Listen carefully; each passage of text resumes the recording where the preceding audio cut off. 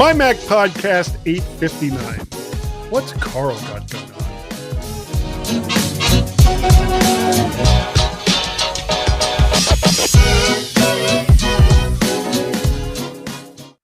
And welcome everyone to the MyMac.com podcast. This week is going to be a little different because Gaz is off doing all those Gazzy things. So this week, Karl Madden has graciously allowed himself to be blackmailed into being on, and for fulfilling his end of the deal, those pictures will never be released to the general public.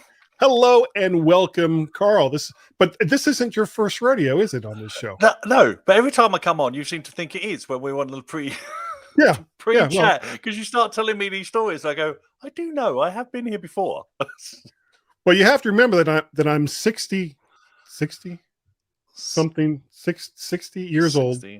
60. Almost, what's after 60? 61. Almost 61. So, my mind isn't what it... Guy, come back, guy. Oh, Stop wandering out the room. Sorry. Stop. And in case you're wondering, if you're watching the YouTube video, and I know there's at least two of you that do, so it's worth all that time and trouble that I go to put out this YouTube video. You'll notice that it's only me this week because Karl couldn't be bothered to put together. God, you didn't tell me we was going to do video. Oh yeah, okay. I didn't tell you. Okay, all right, good enough.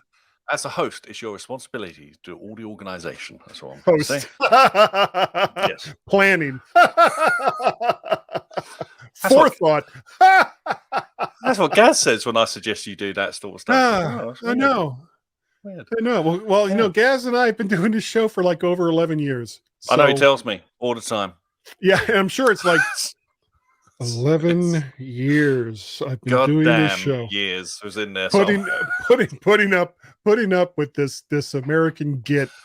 I've picked up a couple of Britishisms since then. And that's actually one of my favorite insults is git. Git's brilliant. Yeah. I love git. Yeah. And because here in the United States, not a lot of people know what it means. I can sneak it into conversations. Yeah. And I was like, get over here. And I'm actually talking to somebody. So, they don't know. They're probably thinking some sort of software repository. Yeah. All right. We're going to have, this is going to be a really different type of show. Not just because Karl is on, but because a lot of the stuff that Gaz does, other than the ordnance survey, I'm not going to try to do the ordnance survey.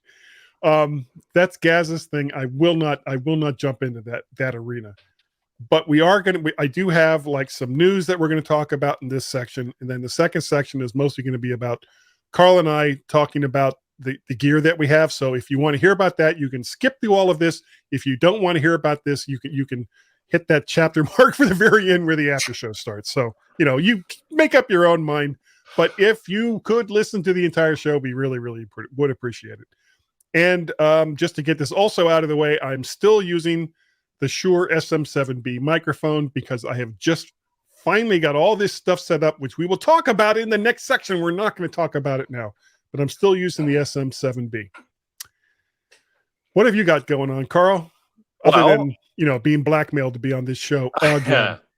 Strange enough, you sent me that message yesterday when I was at London Brew beer festival. So you caught me half cut. So of course I agreed to come on. I mean, but that was a fantastic time and one of the few events that have gone on over here in England since lockdown has been relaxed to a certain degree. Yeah, it's getting ready to get all hyped up again, I think. Yeah, well, but there was like well over 1,000 people at this thing, all walking around, enjoying themselves, not having a care in the world. But it was a nice reminder how things used to be, and I thoroughly enjoyed myself over there with Steve from the show, from the MyMac show, and Mark came down from Wales as well. Oh, you mean the Mac and Forth show? Yep. So okay. I've just literally finished uploading the video of the day, so nice. YouTube is just chugging on it to convert it to 4K at the moment. But, okay, make sure you send a link to that. And we'll put it in here. I'm not saying I want anyone to see it. I don't. Okay. When booze and video recording, go together. It all goes so horribly wrong. But I probably will share it anyway. But and then tomorrow I turn 53. Nice. And the thing about birthdays, between 50 and 60, the only two that are really bad is the 50 and the 60. All the ones in between, you're kind of over it. You know, I have found that looking back, my 30th birthday was much more traumatic than my 50th or my 60th birthday. Because I think at some point you're just kind of like, okay. So, you know, the years have gone by. I've never really thought about it, to tell you the truth. I don't think I've had an anxiety. I don't think I've had a midlife crisis as yet. So I've still got that to come. Time.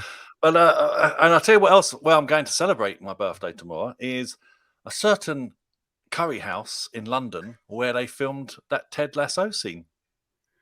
Oh, really? That's a real place. I thought they'd maybe done that in the studio. Well, there is a possibility because you never. They might just send someone in with a camera to do some shots of the background and then done it all on green screen. Yeah, the pub that they go in and he talks to that person that used to be on the team. Yeah, that's the. I just saw the second episode. No, let's talk about Ted Lasso for a second. Okay. I saw the first episode. No spoilers. I saw the first episode. I was a little disappointed. But you will be. Yeah. Because it came off such a high. Yeah, exactly. At the end of the and they have to start again. They have to build up again. But you haven't seen the second episode yet? I haven't seen it. That's what I'm doing. I would have been watching it now if it wasn't for this. So okay. Well then just to tweak your appetite, it's really, really good. Cool. I was not particularly delighted with the first episode. The second episode was much better. Made me much happier. Yeah. Well, like I say, the first episode is putting all the pieces on the board. So, you know, introducing characters and whatnot like that. So I forgive it that. But no, in the first season, that reporter bloke with the funny grey and black hair took him to a curry house. And that's the curry house we think we're going to tomorrow. Well, it's my curry house, basically. Oh, not the pub. Not the pub. You're talking about okay. Okay. All right. Where he orders that super hot curry sort of thing. Yeah. Yeah. And somehow powers through it. Yes, which is impossible. But have you had the curry that he's talking about? No, but I can imagine having similar ones. What it would be like. No, you can't. Because I think isn't he Pakistani? Isn't that guy Pakistani? Who? The coach. New coach. Used to be like the towel guy. Oh, I have no idea. I can't think of his name. But no, it's good fun anyway. So I'm looking forward to that, and I'm going to ask the owner if it was actually filmed there. So, but get your food first, just in case. Yes, exactly. Yeah. But one of those. Thank you for the food. Oh, by the way, yeah, one of those. Is this your thing? I'll have it on the phone and say, "Is this your place?" Right, yeah. So that's basically all I've got going on. I mean, like you recently, you more recently than me. I redid my entire setup on my desk here. I did away with my iMac that got banished to the attic for some reason because I can't bring myself to sell it at the moment. Well, you're not using it, are you? No, just sits up there. It's not on a landfill. Lonely. Yes. No, it's 2017, I think, or 2015. Yeah, it's quite modern. Probably. Yeah, well, then you can still get a lot of money for that. I know, but you know, I just can't bring myself to part of it at the moment. Anyway, so I switched over to this M1 MacBook Air, and I've done the whole desktop setup based off that. You know, running everything out of the USB-C port or Thunderbolt port. Yeah. And I don't think I'm ever going back.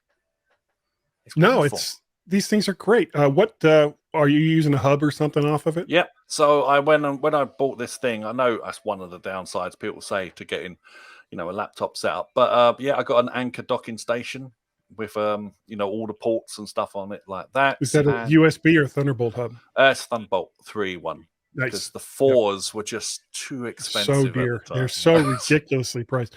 Well, I had an OWC mini dock, which basically had like a built-in Thunderbolt cable, and it gave you two HDMI outputs, of which you could only use one, and two USB 3 ports.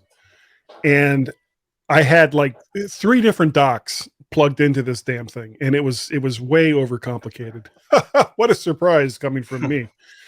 And a Thunderbolt hub that I had basically died. So that got shipped back to OWC yesterday. And instead I got their Thunderbolt 3 hub. And this thing has got like 4 USB ports, 2 Thunderbolt ports, and a USB-C port. It's got a display port out, mini SD and SD card slots, and an audio out port. And it's taken the place of like all of the other stuff that I had plugged into this Mac Mini. And I really like it. And it's compared to the Thunderbolt 4 dock, which you can't buy because they just don't have them. It's really nice. I'm really enjoying it. So, and it's a nice part of the setup here. And if you go over to Facebook, whoever's watching or listening, you can see all the pics of where everything is. And it's crazy. It took me like 2 weeks to put this whole thing together, mostly working at night and on weekends. Actually, this might be our midlife crisis. Yeah, new desk. This setup thing. Well, why don't we go over and we'll do Gaz's snippets? The president is an utter moron. No, that's not the one I meant to hit. There we go.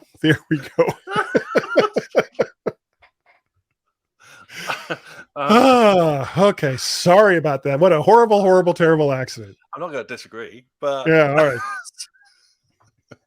Anything for a laugh. All right. Karl, I don't know if you heard about this, but just as COVID-19 vaccination rates are dropping, Apple Maps can be used to find the nearest place to get one.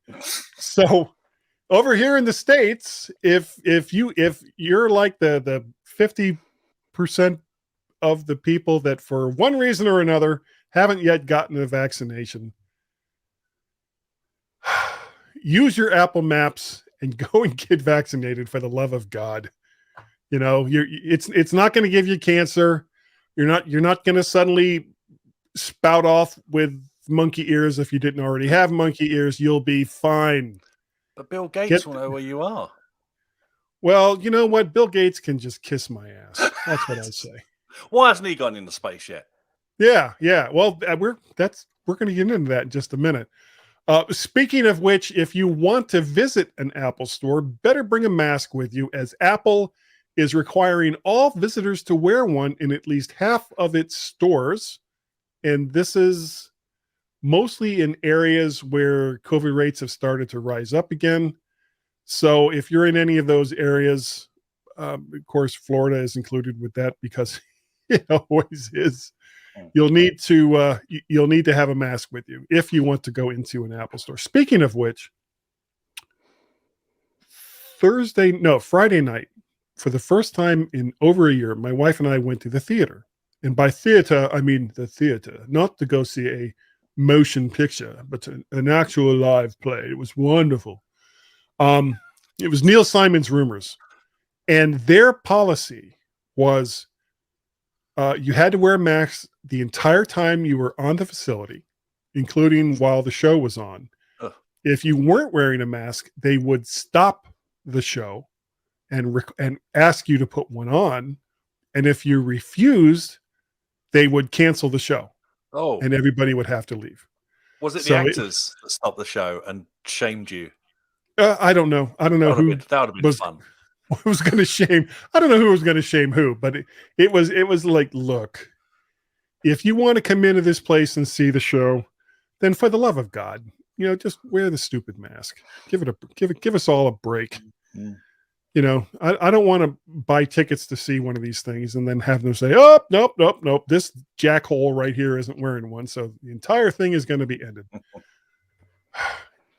Getting on, Apple's iPad, Karl, continues to dominate by selling more tablets in Q2 of 2021 than any other brand.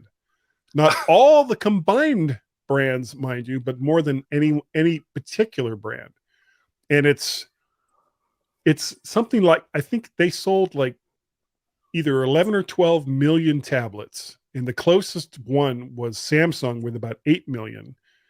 And then a bunch of other ones that was, farther down from there. It's not surprising though, is it? Nothing else comes close to it. And the nice thing about, and I know this is an Apple podcast, so, we're always saying nice things about Apple, mostly. But compared to most of the other tablets, number one, the iPad, like Apple's computers, holds its value pretty well. And because Apple controls both the hardware and the software, you don't have to worry about not being able to get updates and all the rest of that you have to worry about on the Android side of things. And they update them for at least 4 years after purchase. So, yeah, it's not a surprise, I think, that more and more people buy iPads and iPhones. Plus, it's one of those things. A tablet's just been called an iPad. You get the common guys, the common folk. Listen to me. Yeah. Oh my god! Like any tablet is just an iPad. Doesn't matter what it is. Yeah. Yeah. Oh, is that one of those iPads? No, it's a Samsung, and they give you that look like. What? What's that? Wasn't there that thing when one of the other manufacturers was sponsoring NFL games and they kept the commentators? Oh yeah, it was the Microsoft Surface. Yeah, the NFL and Microsoft was like a major sponsor of NFL Today, which is their like before and during and after show that they do during for NFL football games here in the U.S. And yeah, they had somebody that kept calling them iPads. And I mean, and not only was it like the big bright blue Microsoft Surface cover that they had on them, but it said Microsoft like right on the damn thing. And so every time this guy was calling it an iPad, you can just imagine a producer in the back going, no. Yeah. And they actually came out of a break and whoever it was like, yeah, well, I'm really, and you could almost see the eye roll as he was saying it. It's like, I'm really, really sorry that I called this an iPad when it's a Microsoft Surface. Let's talk about football now. Who cares what stupid tablet we're using? All right. Carl, here's an idea. Elon Musk as Apple CEO. What could possibly go wrong with that? We'd never get another product again. I know. Everything he does is vaporware, apart from a few choice things. Yeah. This reportedly came up when Tesla was in serious financial trouble in 2016. And Tim Cook said, easy peasy, Apple buys Tesla. Musk responded, okay, but only if I'm Apple CEO. Thus far, Tim Cook remains CEO of Apple. Did you see those stories? It got juicier than that, apparently. Yeah, apparently Tim Cook said something along the lines of fornicate yourself. It's not going to happen. However, unfortunately, they were then contacted separately and said both deny it ever happened. So, which is too bad because it's such a great story. Good story, possibly. Yep. All right. In other musky news, at an earnings call, the Tesla and so far not a billionaire in space CEO criticized Apple for using cobalt, which is a mined element used in practically everything related to electronics, including Teslas and SpaceX, linked to controversial mining practices, and backed Epic Games in their battle to force Apple to let them use Apple Store to make much more money with none of it going to Apple in the process. Elon went on to say it is a default global tax on the internet and that Ted Sweeney, CEO of Epic, had never asked to be a rich guy going to space. Yet. Actually, I made that last bit up. That didn't really happen, but I thought it sounded funny. And if there was any millionaire that I would want to go to space, it would be Ted Sweeney. You don't like him that much. I really do not. I really do not. Gaz. Carl, July 31st marked the 50th anniversary of man driving a car on the moon. Some reports claim that part of the reason why we haven't gone back is because there was no CarPlay for maps and podcasts in 1971. Plus, there was no girls up there to pick up in the car. So, you can drive anywhere. There's no supermarkets, no hamburgers. It was like those guys that convert those school buses. You're out in the middle of nowhere. Better have solar. It just goes to prove the mentality of back then in the 60s. We want to go somewhere not millions. Well, yeah, a long way away. And what do we do when we get there? I want to drive. Yeah. Well, I heard that now they had a movie theater. and a hamburger place. So, how do you get there? You got to drive. So that's coming. I'm sure SpaceX, because, talking about if there's one thing I will give Elon Musk credit for is everything that has gone on to reinvigorate man's exploration of space with SpaceX. I mean, it has almost literally been on the shoulders of SpaceX to get things moving again, because everybody was just using the same crap that they've been using for 20, 30 years. I mean, hell, Russia is still using Soyuz to put people up in space, and that was designed in the 60s. And sure, it works, but it's just not something I would feel real comfortable about going up in. But moving on from that, let's talk about Intel. Intel's CEO, I love this name, Pat Gelsinger, which is a rock and roll name if I've ever heard one. He vows to move faster, Carl. Faster. Yeah. Oh. His 4-year plan will triple or quadruple the company's stock without really saying how it's going to happen in great detail, other than saying nodes. It's magic. It'll be magical. Forget the fact that they've stood still for the last 6, 7 years or whatever it is. At least. Don't worry about that. They've now got a plan. And the AMD is eating their lunch. And the crazy thing is, I don't think they've even broken the 10 nanometer process yet. And Apple and their chip making partner, because Apple doesn't make any chips, they design them, but they don't actually manufacture them. They're talking about a 3 nanometer process coming up. And if you don't know what a nanometer is basically the space between atoms. I mean, it's ridiculously small. I make you wonder how. I mean, what do I do? How do they even do it? Yeah. Then it becomes picometers, or pico. What is it? Nanometers, picometers. It becomes picometers. But I think with current technology, I think they're hitting the brick wall. I don't think they can make them much smaller. Fortunately, though, I mean, Apple's circuit boards are so small at this point with the M1. They have oodles and oodles of room inside of not only the Mac Mini, but MacBook Airs and MacBook Pros to pretty much put in anything that they want to put in. So if they have to, oh my God, double the space or double the size of the processor, it just doesn't matter. If you have to double the size of the processor to put more cores in, whether it's GPU or neural or CPU cores, okay, I think we can accommodate that. Not a problem. It is fantastic. I mean, when you think where we were a few years ago, where we was all bemoaning the fact that our Macs were just getting, they were updating them rarely, and then the processing was coming out, and it was like an infinite, tiny little amount of jump, in the process and stuff like this. And we was all saying, "Oh, Apple must be getting really frustrated. What do they?" And one person I remember on a podcast said, "Oh, one day Apple will go to ARM processors, and it will all be over." And everybody told him that he was crazy. Everybody told, and so eventually he began to believe that was the case, and so he's changed his mind. Basically, I think on the same weekend where Apple announced, pretty much. And if I ever find that person, I'm going to give him a piece of my mind. Who could that person have been? Yeah.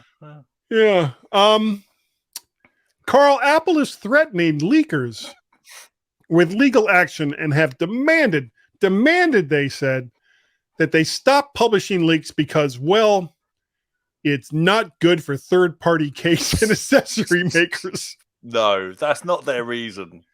Well, I got to say, kudos to Apple. That's Apple for you. Always looking out for the little guy while still making billions each quarter.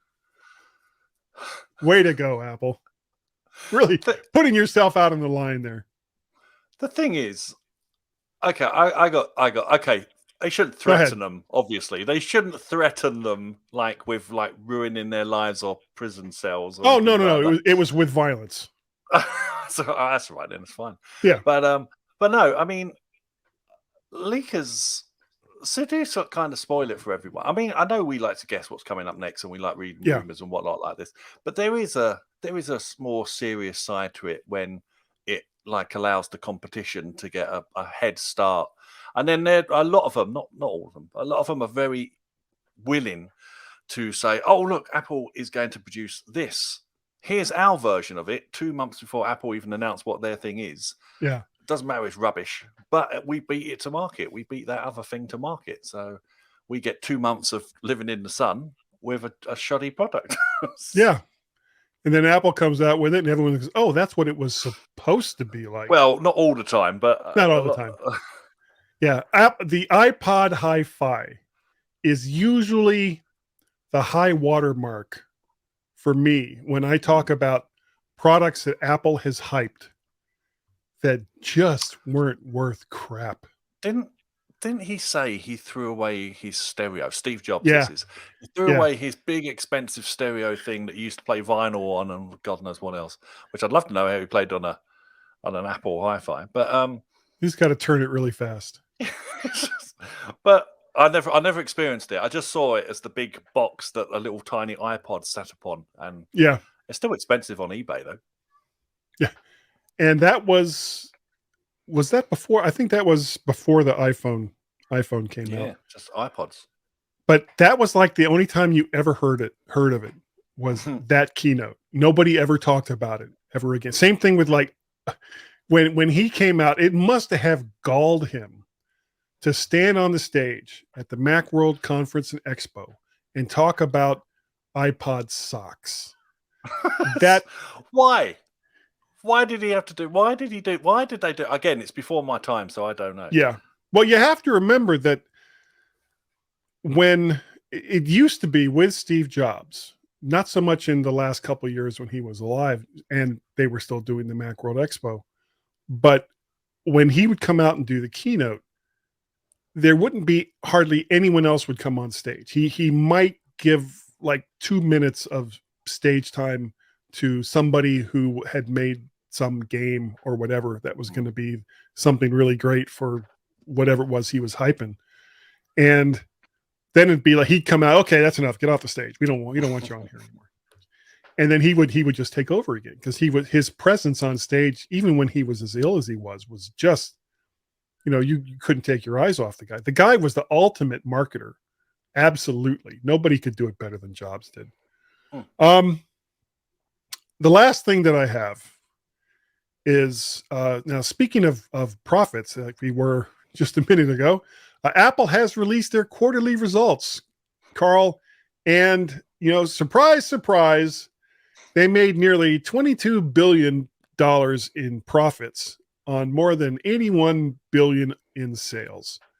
Now, I'm sure if you listen to other podcasts, you can get all of the lowdown on how that was broken up amongst the various bits and pieces of Apple, but in my mind, it just doesn't matter. They made a crap ton of money based on a crap ton of sales in a time when hardly anybody can get anything to make their own stuff. Apple had it all locked down well in advance. And that's why Tim Cook is the CEO of Apple, because he really knows how to do what's the word I'm looking for? Logistics. Yeah. Making sure that the bits and pieces, supply chain. Yeah. Those things. 61 years old. That's where we're going with this. All right. So we're gonna that's by the way, that is the end of Gaz's snippets. You've been acting really weird lately. No, not that one. This one. There we go. Okay. Have you labeled them up one to the left or something? Well, I got so many. I want to discuss all this behavior. Exactly. Thank you, nondescript person who I have a audio snippet of. Carl, do you remember how to get us out of a segment? No, I'm joking. Okay. So if everyone will be so kind to simply stand by, and we'll be right back.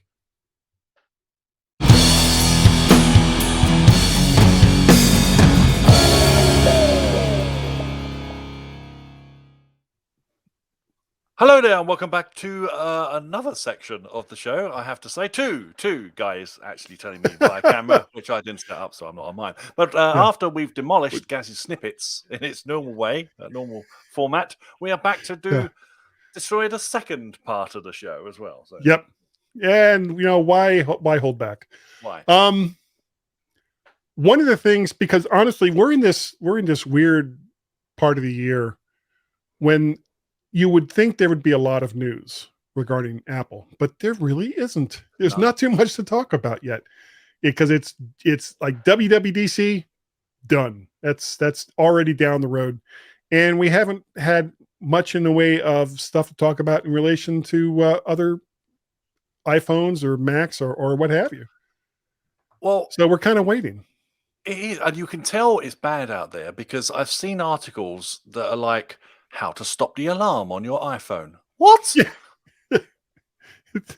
So important. Those are things that people need to know about, Carl. That's it. But they churn them out because they've got to fill those pages and those ad reads somehow. So they've got to do it. Yep. They've got to. Now, speaking of things to fill out, I thought it would be interesting if we talked about the various gear that we use to create our various podcasts. You with the Mac and Forth show, naturally, and me here with the MyMac podcast.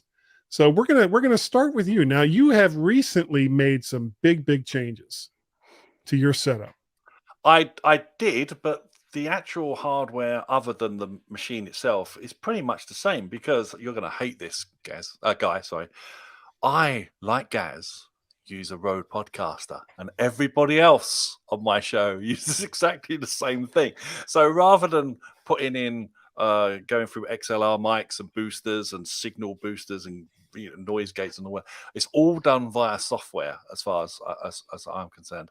And I just simply plug the USB cable into this hub here, and I feed that into Audio Hijack, right? And then we use Discord for our connection. I know we're using StreamYard here, for example. StreamYard, yeah. Well, what do you use? We just use Discord. The voice channels in Discord, a private one. Oh, Discord. Yeah, Discord. Okay, sorry. What do you think I said? It sounded like you said Discord. I was like, what? Oh, no, that's my posh British accent. I see. Discord. Oh, lovely. So we just do that, and then I use Audio Hijack, and I gotta say it like they're doing this out. Discord. It's Discord. Have you dropped Discord? I don't know. No, it's done over here. It's done to the left. But Audio Hijack. So I have 3 inputs going into that. I have my mic, I have the audio coming from Discord, and then I have anything recorded via the machine itself, like Farrago or whatnot like that. And then I end up with 3 WAV files at the end. Okay, so you record those directly in Audio Hijack, and then after you're done recording, you move them into your audio editor. Yes. So you're not pushing those like right into an audio editor. No, I do it all post. So I like to lay on my bed, being a lazy git, basically, with my iPad. Wait, what was that word? What was that word? Git. I'm going to start using that word. Go ahead. Good, you should. It's fantastic. It's a great word. Flump I love using as well. Calling someone a flump. A flump. A flump. It's from a kids show over here back in the 70s and stuff. I was going to say, it almost sounds like the name of like a Kurt Russell Disney movie. The Flump That Ate Chicago or something. Well, exactly. It'd be more funny if it was a horrifying movie. The Flump. The Flump is coming. Paul Newman. Beware of the flump. It creeps and weeps. Sorry. Anyway, so I bring those 3 audio streams into Ferrite, and then I just quickly edit. And basically, to edit the show, it takes me about 15 minutes. Okay, so you don't have like a break in the middle of the show. I literally, we finish the show, all the guys go, and they say, "Oh, we're going to watch telly now. You got Reddit." And then, so I unplug, I go and sit on my bed, I edit the show, and my goal is always to have the show up live and within an hour of finishing the show. That is a lofty goal. But I do it not work. It would not work in this house. Well, You like to complicate matters. I do. Now Ferrite, that's an iOS product, isn't it? Yes. Application. Yeah. So you record everything via your MacBook Air into Audio Hijack, and then you move those files into iCloud or some other cloud service. No, I just airdrop them to my iPad.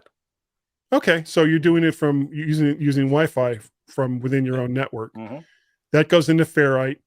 You drop them. You drop those into Ferrite. You find your beginning point, and you find your end point. Trim them off. Add music or whatever for your opening and closing. No, I do that all in show. I don't even know if you do that. All in show. I do it all in show. Yes, exactly. Okay. So your idea is, as long as it only goes wrong if someone says a naughty word, because then I have to go and find the naughty word. And I it's all very clever. You say, right, I've got to remember this was at 22 minutes 38. But by the end of the show, I've forgotten that because I've got nothing here to write it down. But Right. it's just done. You push it out, and I know there are shows out there that gets rid of every and every No. and if you're recording, like if you work for the BBC or something like that, maybe that's expected. But I feel because of these conversational style shows that we do, Right. they, as long as you don't do too many of them, they add a bit of character, they add a bit of personality to the speaker, rather than just making them sound like an automaton or something like that. Okay, well, let me ask you something real quick here. How often do you still do that now as compared to when you first started out? What, take out ers and ums? No, not take them out, but actually say them now. Oh, I try not to do it. I try not to do them. You have to make a conscious decision not to do them, and it takes time. And, it takes discipline. It does. But I tell you something that all of us who do podcasts, I've noticed, we absolutely hate a silence. We fill it with something, no matter what. And it's just, I was with someone over the weekend. Well, unless it's meant to be funny. Well, yes. The silence can be very funny. If you leave it hanging there sometimes, right. That's it. But just in general, a silence. So it's very, you feel you have to fill that void if someone stops talking. And sometimes the way I get some of the guys to talk, if they haven't spoken for a while, is I'll just shut up and not say a word, and hoping or knowing that one of them will jump in. And then in post, I just take out the gap. I find when I'm editing the actual show, I don't take out the silences in the show itself, but because when I'm editing the show, I basically find the start point and the stop point for the two different segments. Those get dropped in. I've got the beginning theme that, is, recorded elsewhere and is just in there. And then I add the ad and whatever incidental music at the end of the first segment, beginning of the second segment, and the bumper. Usually that center part, adding the music, putting in the bumper, doing all of the cuts, the volume rising up and the volume rising down and all the rest of that takes longer than finding the start and stop points for the two different segments. That center little bit that usually takes no more than a minute and a half takes longer than almost the entire hour of the rest of the show. But the thing that takes me the absolute longest is the after show. Yeah, I'll bet. Because that has got to be edited so very, very carefully. Very, very. You talk about cursing. It's kind of a running joke with Gaz and me that I'll do a curse or he'll do a curse. And then as soon as I realize it happened, I'll be like, oh, hold on. Yeah. But of course, it's way too late for that little censor sound to have anything to do with the actual word that was uttered. So usually in post, because I have that as a separate file somewhere, I'll drop that in post and spread it out for however long it takes to get rid of the word. I remember once when I was doing the show that I used to do with Missy, and Peter Capaldi was about to take over as Doctor Who. back in the day. Now, Peter Capaldi was in another show here in the UK where his character Malcolm Tucker, in the thick of it was called. He swore all the time. It was his thing. He was like a foul-mouthed politician's aide sort of thing. Anyway, so I thought it was wonderful that this foul-mouthed person was going to be transferred to Doctor Who, which is a children's show, effectively. So I wrote this thing for another friend of mine to say, and it was going, having a go at Daleks and Cybermen and calling them all like names and like derogatory names, and how he's gonna mess them up big time. Right. Yeah, but I thought, right, what I'm gonna do is I'm gonna put the little beeps in, obviously, because you just get the start and the end of the, and work out what it is. Anyway, so I did it, and I thought, hang on, it's even funnier if I just put the beep in, but I still leave enough of the word for you just to hear the word. Yeah.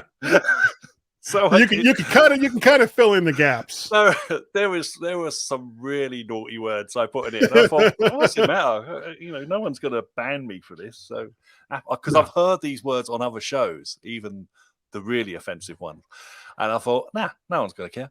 Apple's not going to say, "You naughty boy." But no, it didn't happen. But I thought it was funny anyway. But that was my diseased little brain back then.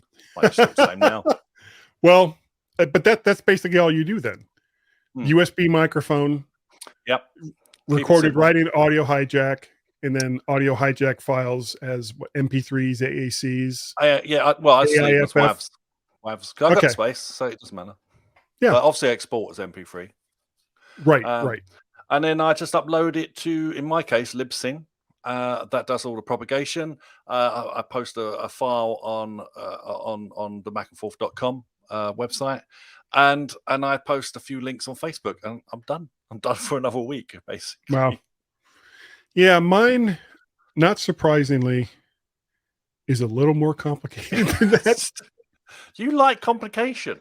I do, and I a lot of times, especially as I'm going through the editing process, it's kind of like, if I had this to do all over again, would I make it as complicated as what I currently have? Yes, and yeah, I have to admit to myself, yeah, I probably would.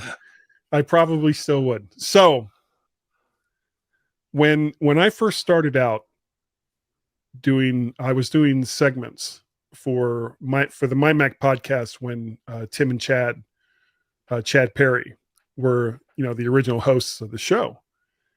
And I had a number of, it was almost entirely condenser USB microphones. And I had no idea what I was doing. And for the most part, it sounded really, really horrible. And I've gotten better since then, but you would think that after 15 years, yeah, you kind of should get better at doing something. So from there, I started kind of gathering gear. And it became an obsession, as it almost always is with someone with a personality like mine. So I started off with microphones, and I had bought a bunch of different microphones until I found the first one that I really liked, which was a Heil PR40. And I used that for a number of years, but I always wanted a Shure SM7B, which is what I have right here. And the way that the chain goes, and this is over the course of many years, many trials and tribulations, not because I think it sounds any better than when I started, but because having a complicated setup is apparently what I do. So I go from this microphone, which requires a lot of gain, into a cloud lifter, which adds about 25 to 27 dB of gain. From there, that goes to an USB audio interface, a Behringer UMC 404. And the unique thing, and I know we're getting a little gear heavy here, the unique thing about the Behringer UMC series, the 204 and the 404 HD, and these are the only two that do this. On the back, besides all the other outputs that they have, there is something for each channel, and it's labeled insert. And what this allows you to do, and it's a 6.2 millimeter jack, so it's like the three and a half inch connector, Yeah, the the big one. TRS cable, yeah, the big one. If you plug something into there, and it's typically a TRSS or TRRS cable. I can never remember exactly how it is. It's the one that has the two bands, not just the one band, which is a mono cable. You plug that into the insert port, and then you have two TS cables coming out of it. One is a send, one is a receive. And then you can plug that into other outboard gear.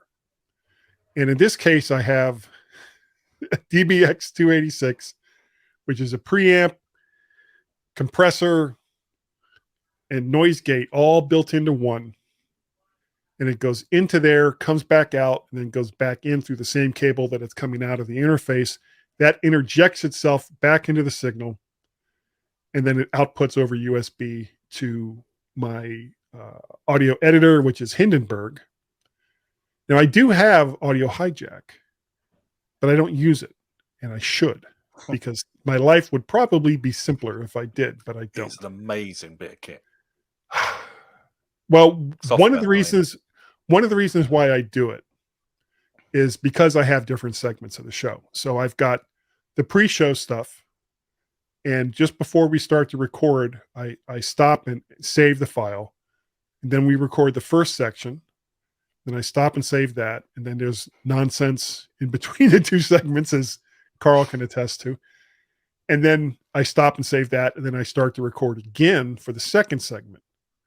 And so what that allows me to do is take all of the stuff that I know isn't going to be part of the main show and shuffle that off to the side so that I can concentrate on just the two segments of the main show.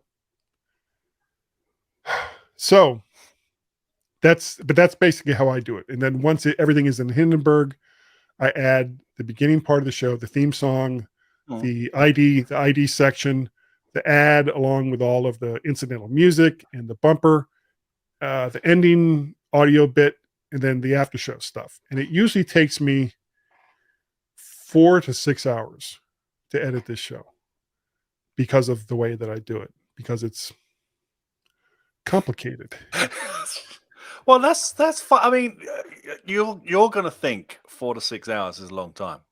But have you ever gone on to the podcasting Reddit page, and then I remember the best one I ever saw was someone innocently asked, how long does it take to edit your podcast? And there was one guy in there, it takes me 6 days to edit. What are you doing? What could you possibly, he's probably one of those guys that goes through and finds all the uhs and ums. And maybe, but even unless it's one of those like sort of, what do I call them? The crime research sort of, it's a serial kind of one that became very popular a few years ago. Unless you're editing tons and tons of audio, I don't see with how. different people.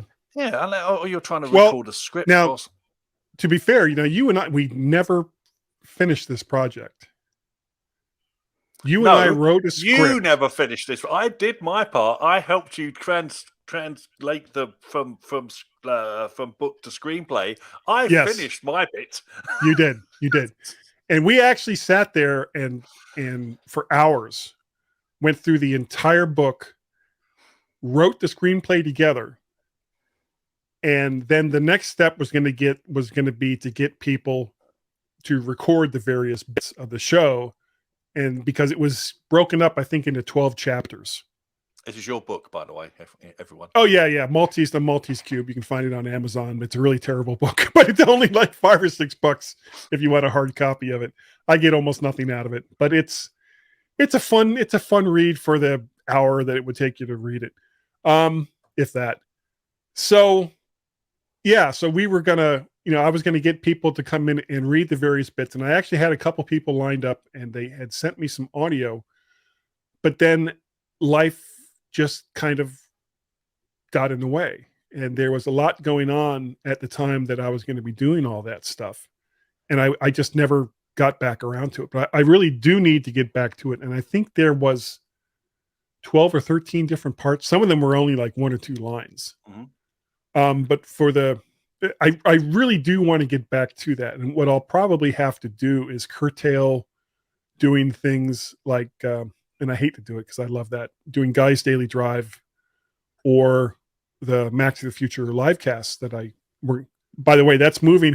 Anyone who's listening to this, the Mac to the Future live cast is switching from Wednesday nights to Monday nights starting this coming Monday. So if you're so inclined, you can see us doing that show with David Ginsburg and Warren Sklar, typically Monday nights at 8 p.m. Eastern Standard Time over on the Facebooks or the YouTubes. So, but I really do want to get back to that because it's always bothered me that so much work was put into creating that screenplay. The it's a screenplay. It is a screenplay, more or less. And then just nothing came of it. So I do want to get back to it because I got everything I need to do it. Well, you should get Ferrite on your iPad. You can sit there in the garden doing it on your iPad. All you got to do is chop the audio up, haven't you, and find sound effects from like Pond 5 or something. Yeah, yes. Well, and I've got so many as it is now. And plus YouTube has like a ton of sound effects that you can use as well. Plus all the ones that got built into GarageBand. I am going to get back to it. I'm hoping early next year, once things kind of calm down a little bit. I do remember that one of the issues we're going so long with this segment. One of the issues that I had was the different kinds of equipment that everybody had to record with. Because the original idea was, I wasn't going to just, say, well, here's your part of the script, record it and send it to me. I was going to like be there and give direction to people as they were recording it. And so that required me to be very flexible with my time because I'm not paying anybody for this. So it was like, okay, well, can you do this? And we'll do it at a time of your choosing. And I know that was a big sticking point as well. But we are going to get back to it. We are going to get back to it. Much like we're now going to get back to the podcast because this one is going to go so very, very long. So I guess that the next thing we have here, now we talked about our setups, is one thing I did want to mention. I guess we already did. Did we already talk about the Thunderbolt mini dock? Not the one that. But not during the show. Not during the show. So I had an OWC Thunderbolt mini dock that I've now since retired. I was basically using that for a video output and the 2 USB ports that it had. That's now gone, and I've got a Thunderbolt 3 OWC Thunderbolt 3 dock, and it's given me all the ports that I had in that one and another one. So I have much less stuff. Where I can, I do try to simplify as best I can. Yeah, it doesn't always work, but I do try. So that's going to be my pick, is the OWC Thunderbolt 3 hub that they sell. I think it's like $279 over there at OWC. Now they do have a Thunderbolt 4, but good luck getting one because they're like totally sold out. And as soon as they get a batch in, they're out the door again. But they have the Thunderbolt 3 ones. And honestly, everything the Thunderbolt 4 one can do, this one can do as well. And it's a little cheap. I've never bought OWC only because I'm frightened of the tax they slap on when it gets to this country. Not OWC. I'm talking about our government. So what? Well, because if you import, do they not have a distributor there in the UK? Not that I'm aware. They might have now, but I don't remember seeing them on Amazon when I was searching for stuff. But who knows? They pop up because their stuff is great. Yeah, and their customer service is top notch. Because I had a broken one. I had a broken Thunderbolt hub, and in order to try to fix it without going through the entire process, they sent me a new power supply to see if that was the problem. Well, it turned out it wasn't. So now I just sent back to them the Thunderbolt hub and both power supplies that I had, and we'll find out what happens from there. But even when it finally comes, I don't think I'm going to need it. Well, time to open a store in London. Yeah. Yeah. Good. Next time I'm in London, I'll just bring it with me and say, here you go. No, I want them. I don't want you here. Oh, So just the thing. Send the thing. All right. Well, we're gonna switch from that over to Gaz's tip. So, Karl, have you ever wanted to open a program that you have in the dock, and not just the program, but a particular file for it? So normally it's like, okay, well, you launch the app and then you go to the file menu and you say, okay, open this, and it's, and if that, or you right click and you try to find if the program is in its open with little section. Well, there's another easy way you can do it. You find the file wherever it is in your Finder, drag it down to the dock where you've got the little icon for the program, let it go, and it will automatically open in that program. No fuss, no muss, Bob's your uncle, and I have no idea what that even means. But I know it's a UK thing. So that is the Gaz's tip for this week. All right, because I'm nodding my head. Oh, you know what? I screwed that completely up. He did. There was no head nodding at all. And now I don't even know where it is. No. Oh, here it is. Hit it. Gaz's tips. Here it comes. Gaz's tips. Mostly. Gaz's tips. It's time for Gaz's tip. All of those things I said over again. And I'm nodding my head. Hit it. That's the end of Gaz's tips. That's the end of Gaz's tips. That's the end of Gaz's tips. Is that the end of the tip? You can always fix it in post. Gaz, you are absolutely right. Yeah, that's Get in trouble with that one. yeah, I completely messed that up. And I'm not gonna change nothing. Not changing anything. Gaz will help you next week. You know he will. I know he will. I know he will. That's all right. I completely deserve You'll it. be sent to the naughty guy step. Well, tell me. By the way, if you would like, anyone who's listening or watching, if you would like to help support the things that I'm doing, not just with this show, but with all the other shows, you can go to Patreon, patreon.com/MacParrot. You can go to coffee, ko-fi.com/MacParrot, or you can pay a pal by going to paypal.me/MacParrot.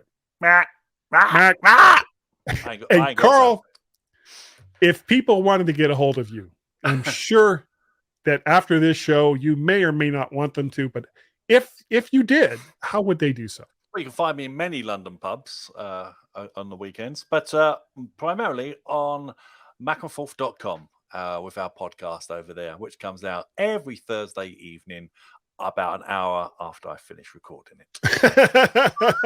As compared to this show, which you'll get by Tuesday. Eventually. If you'd like to get a hold of Gaz, it is so very, very easy. His email address is Gaz. That's G-A-Z. Cars. No, the other one now. No, that's fine. No, that's good. That's good. At mymac.com. He is also on the Twitter, is known as Gazmaz, G-A-Z. Cars. M-A-Z. Cars. On the Twitters. And if you want to get a hold of both of us, we have a combined Twitter account, which is Guy and Gaz, G-U-Y-A-N-D-G-A-Z. Cars. Over there on the Twitters. And if you want to complain to the person that started this podcast, it is so easy to do. That is Tim Robertson. You would send that to feedback, F-E-E-D-B-A-C-K, at mymac.com. And if you want to get a hold of me, it is also very easy. My email address is Guy, G-U-Y, and you don't have to spell it like that. It's not Guy, it's just regular Guy, at mymac.com. I am also on the Twitters. I have not one, but two Twitter handles, MacParrot and VertShark. Yeah, that thing. Over there on the Twitters, vertshark.com is the website. We have a Skype telephone number, which is 1 or +1 outside the United States, 703-436-9501. That number again is 1 or +1 outside of the United States, 703-436-9501.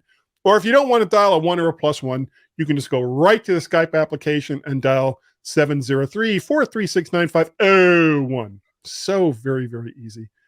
And Karl, I'd have to say, number one, to everyone who's listening and or watching, thank you. Thank you so very, very much for watching and or listening to the MyMac.com podcast. It is greatly appreciated. And Carl, I think that we're good enough this week. Yes. And that with our vast knowledge of gear, you on the simple side, me on the ridiculously complicated. It means that you're smarter than I am because you went simple. Well, I was like, I've got to add 14 different steps to do the same thing that everyone else does in 2. I thought you meant I was simple. No, not at all. But it means that we're both smart enough. You on the simple side, me on the stupidly complicated side. And that Wilf woof, people like us.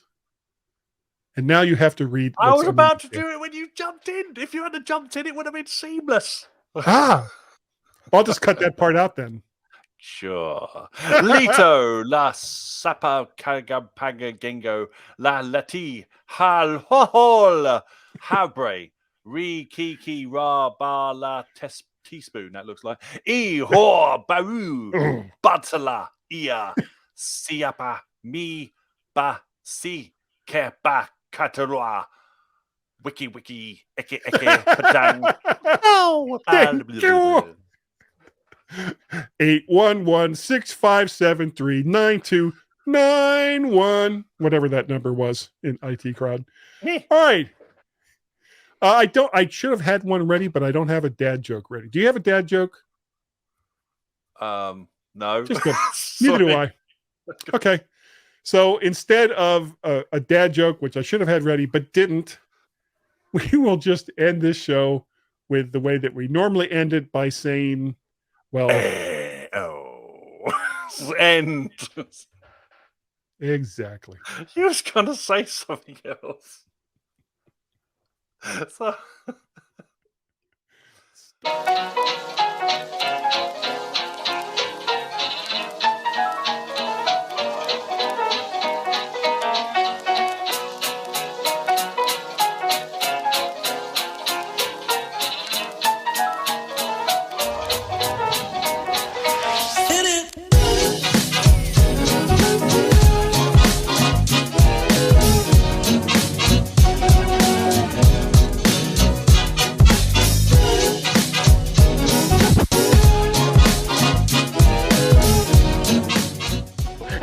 So you can all go home and there's nothing to worry about. Get out of here now. Go on home and go home.